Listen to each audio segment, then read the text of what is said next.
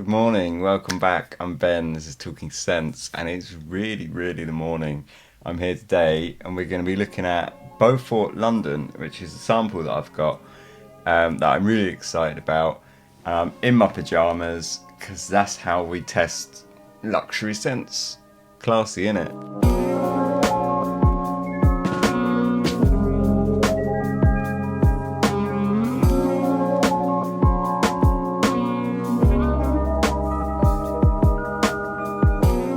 I've been kind of waiting for a perfect storm of like the right weather and the right situation for me to be able to test this out, because I don't think it's one that I can really wear to work. And today is great for it. The weather is muggy outside, bit grey, a little bit rainy. So Beaufort Tonnerre, it's actually called 1805 Tonnerre, I think, and it's based on, supposedly, it's part of their Hell or High Water collection, and it's based on Battle of Trafalgar, like scenes from the Battle of Trafalgar, apparently. Now it really excites me for a couple of reasons. Firstly, I just like the notes in it. Like on paper, it tickles my fancy. On the top, it's gunpowder, lime, and smoke. In the heart is blood accord, brandy, and sea spray, and the base notes are amber, cedar, and fir balsam. Not only do I like all the notes, but it actually bears some resemblance, on paper at least, to a collection that I'm putting together of perfume right now. I'm doing a perfume collection, 3 perfumes, and they're based on a similar kind of nautical, historical theme. So I'm quite excited, I'm quite interested to see what this smells like. Not only that, but it's also quite, known as a challenging perfume to some degree. There's a review on Fragrantica from Lady Dolce, who writes, "The idea behind 1805 Tonnerre is intriguing and imaginative. However, that is not enough. The execution falls wildly short, and the resulting stink doesn't suggest a bloody battle as much as a rancid squid with a dusting of pepper on top. It smells like food in all the wrong ways, and the result is akin to gourmand fragrance for hagfish." So that sounds pretty interesting. I'm quite intrigued as to how it's going to go. So yeah, let's give it a go. I haven't smelt it. I've smelt it in the bottle like this, and I have to say, it smells savage. I've been sitting here like waiting for this day, like waiting for the weather for about a week now, and I occasionally pick this up, give it a sniff, and I think, oh, I really want to try this. But I've been waiting for the right weather. Did try Beaufort, what was the one I tried? Fathom, that was it, Beaufort Fathom 5, last week, and it was rank. I really didn't like it. So, hopefully this one will be a lot better. If you want to see that Beaufort review, check it out, but it was pretty rank. But, check out the review, you might like it. So let's give this one a crack. Beaufort Tonnerre, come on, give me something good. Ooh, whoa, okay, smells a little bit like antiseptic. There's some medicinals. Oh, okay. I see the meat association straight away. So it's, oh fuck. So it's got like this antiseptic kind of vibe to it, to a degree. And there is a kind of smokiness, but I see where that person said it smells like food, and it smells a little bit like meat as well. I don't think it is meat as such, but I think perhaps it's a birch tar, maybe. There's like some birch tar in here, and birch tar does have this kind of barbecue. Like if you smell birch tar raw, it smells like almost like barbecue sauce. So I think that's possibly where that meat thing's coming from. But I mean, forget that. That's sort of me just explaining birch tar. But I don't think it smells like barbecue sauce. For me, it's like it's smoky. But the smoke is interesting, actually. It's not like a dense smoke. It's actually quite, it feels like smoke in the wind, as opposed to kind of walking into a cloud of smoke. Because often in perfumes, the smoke is quite small.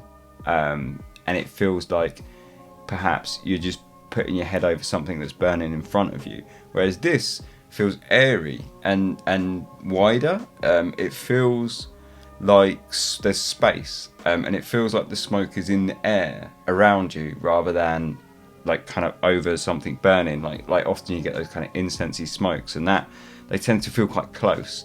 This feels very like there's something kind of green, yeah, like kind of aquatic and airy, like maybe that kind of cologne kind of thing.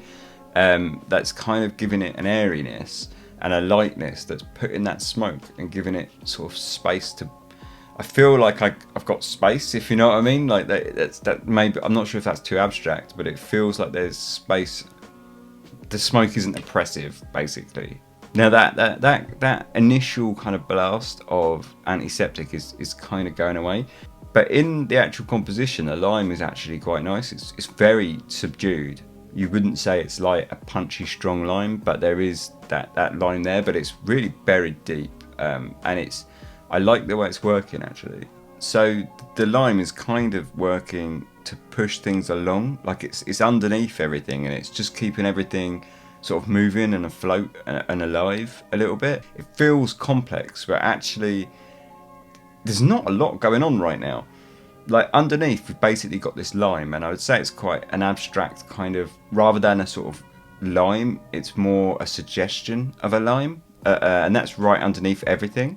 And then you've got this very metallic smoke, definitely has a metallic feel to it, and the lime is also kind of playing into that by brightening it a little bit, so it's kind of sharpening it up a little bit. That's all I'm really getting. So we've got that kind of smoky metallic vibe with some lime, and there is also, like, I feel like just a touch of kind of barbecue sauce in there, and I feel like if that's from the smoke, that's possibly from birch tar, and it's a bit of a shame. I'm not sure it should be there. Perhaps they were trying to push the smoke, and they've kind of,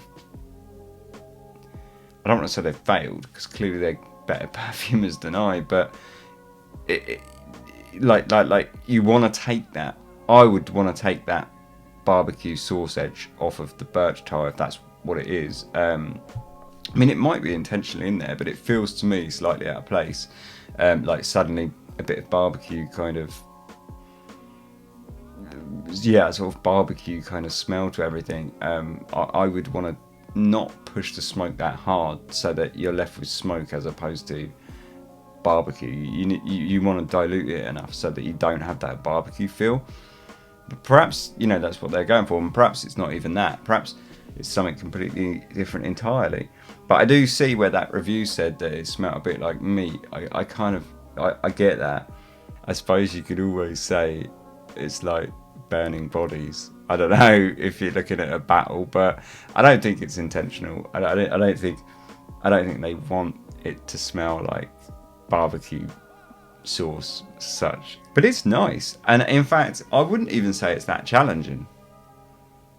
Like, I don't even feel like it's that much of a challenge right now. It feels, the first sort of 30 seconds were perhaps, yeah, it was quite like wash, but right now it feels quite comfortable.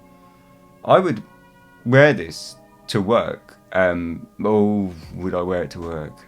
I say that, perhaps I wouldn't. But it's not as challenging as I was expecting. It's not anywhere near as challenging. It's not like skanky yet. I don't know if it will get skanky, but it doesn't really feel skanky or even particularly dirty to me. It feels like that smoke always kind of tends to kind of muddy and dirty things up a little bit and make things feel a little bit grimy. But the lime is kind of keeping things alight. And yeah, I would say it's not fresh and clean, but it's not like as skanky and dirty as I was expecting. I was expecting much filthier and more challenging, but it's not. It's actually pleasant. It's much better than Fathom 5. It's like leagues, worlds. Like I hated Fathom 5, and that concerned me because I thought, oh god, how much of the DNA of Fathom 5 is going to be in Tonnerre, and I'm really going to hate it now. But no, I'm liking this so far. I think it's really good. So I'll go ahead and wear that, and I'll come back. The only thing that I'm feeling down about is it's already starting to feel quite close. So I was hoping it would have like kind of beast longevity, but it feels to me like it's getting quite close quite quickly. So we'll see. We'll see how it wears. I'll come back. You know, I'm gonna get dressed, have a day, do my day things, and then come back and let you know what I feel about it. and we'll see how it progresses. Feels like it's getting a bit green, but yeah, we shall see. We'll come back to it. Oh, hello, you cat. What do you think of it? Not much. We shall see. I'm back.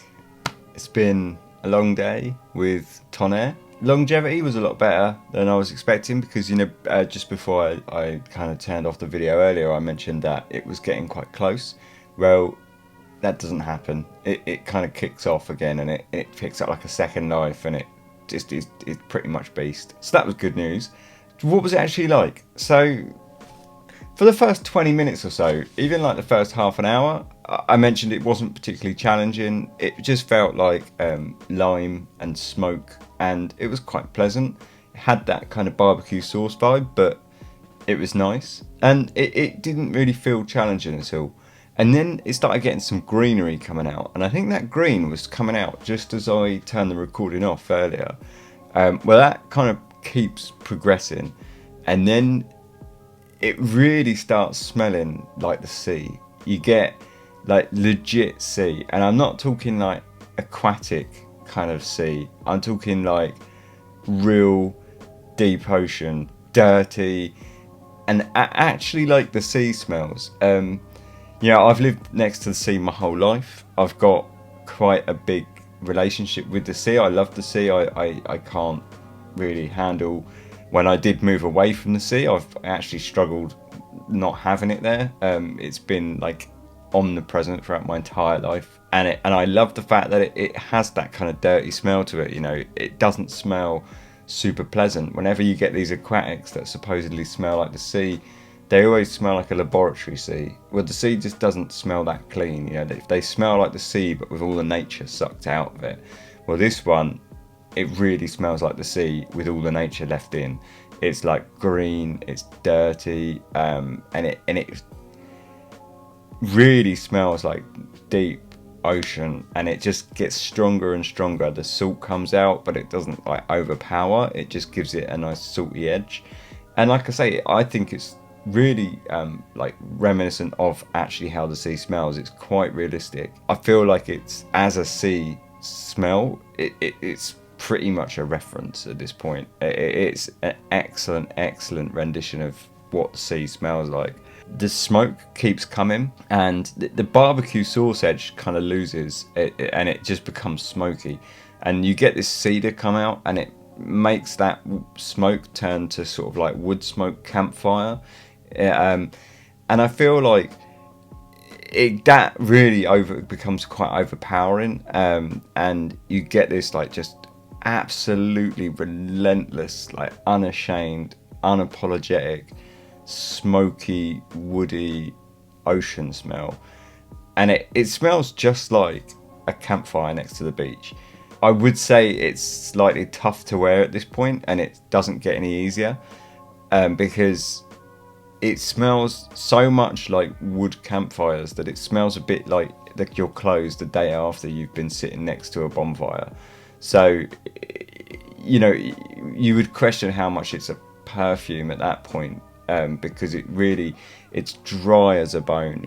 There's no sweetness to it whatsoever. It's just unapologetically like dank, green, dirty ocean. The brandy and the amber start coming out. The brandy accord and the amber accord start coming out, and they really work to kind of just give it a slightly prettier edge, but it's very slight, and more than give it a pretty edge, they actually take it deeper and darker, and it feels very kind of like dense at that point, and it really becomes, it starts getting quite oppressive, but in the best way possible. I really enjoyed it, but it really starts going to the depths at this point. You know, it's really descending to the gutter. It gets to so dark, so green, so just sort of filthy with that smoke and that green sea, and I would really question, like I say, how wearable it is. At this point, most people are probably not going to think you're wearing a perfume, and they're going to mistake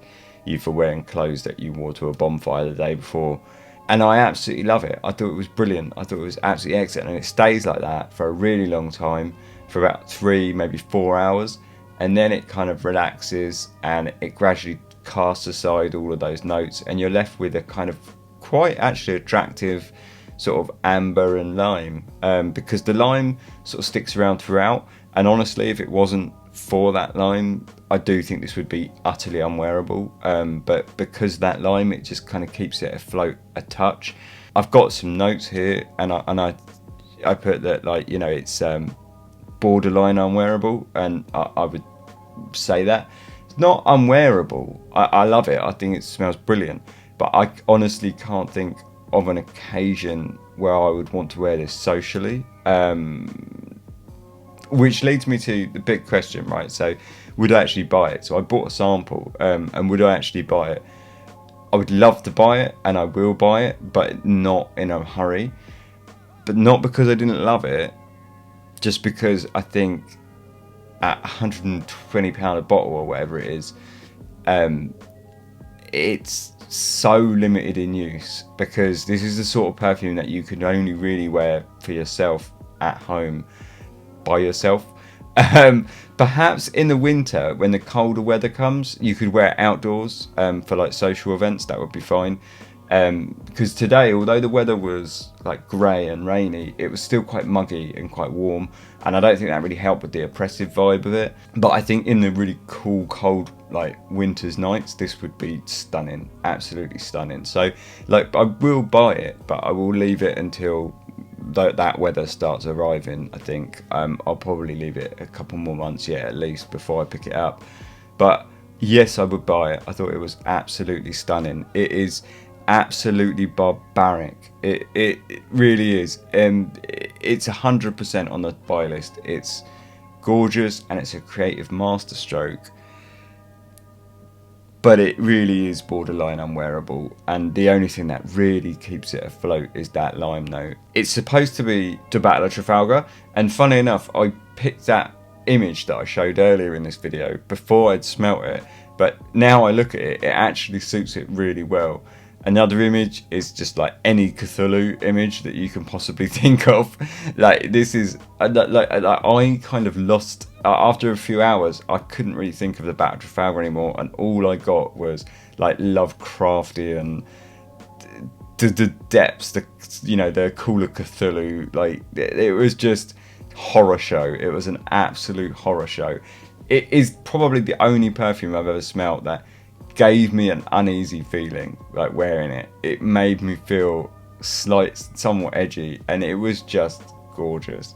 I appreciate that this doesn't sound it, and I really think everyone should try it if you want to, if you think this sounds great, because it really is a fucking horror show. It's the absolute, probably one of the darkest perfumes that I've ever smelled, and I just loved it. I thought it was brilliant. It's absolutely barbaric. It just gets darker and darker, and it becomes relentless. That brandy and the amber come out, and you think, oh, this is going to pretty it up, and it does have this kind of pretty perfume edge to it when they come out, but it just, I don't know, it just carries it deeper and makes it heavier, and you start just feeling like, geez, is this ever going to end? Like this absolute torment.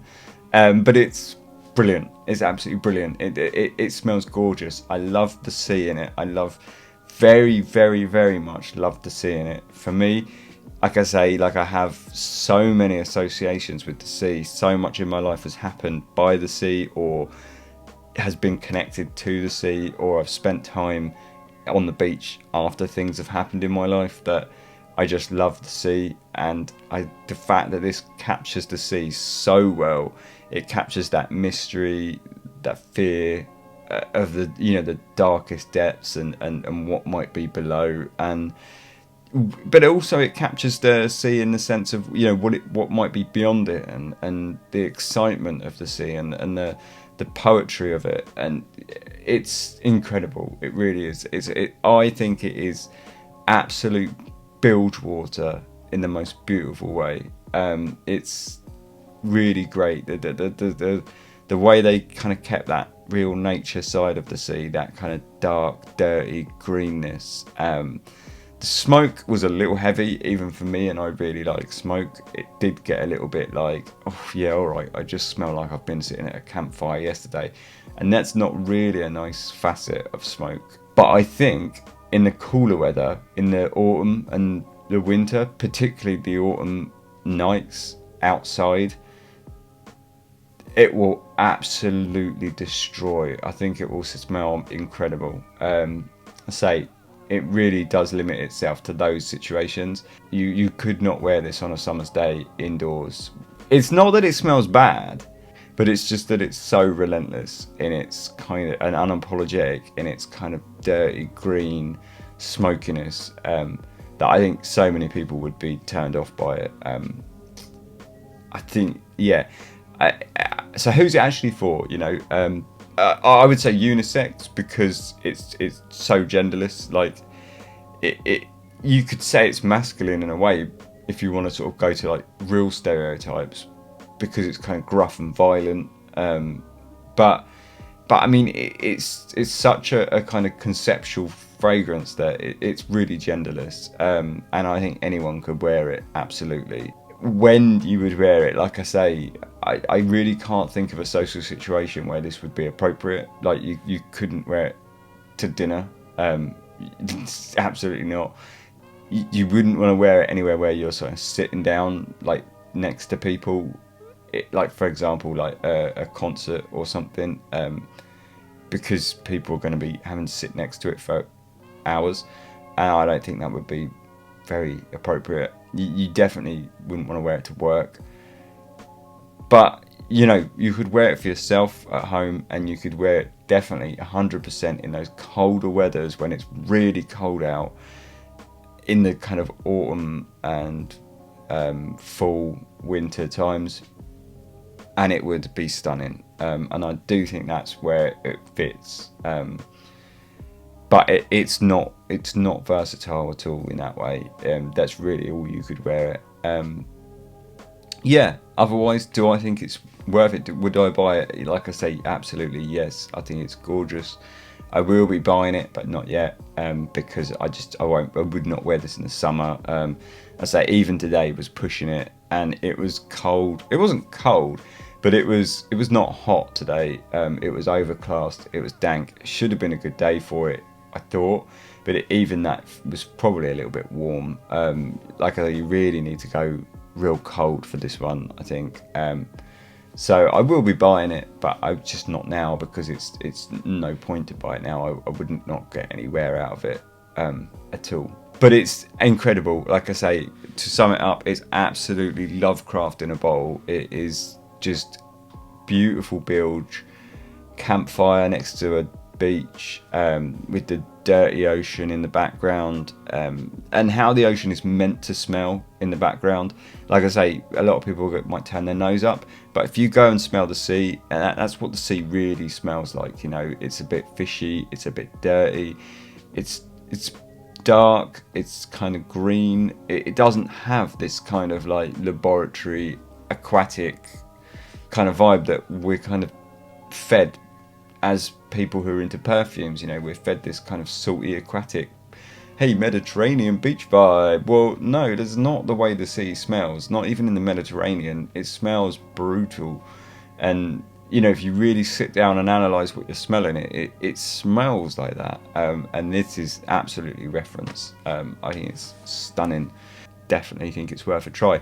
Definitely not a blind buy. Like, you want to pick up a sample, but yeah, cracking frag.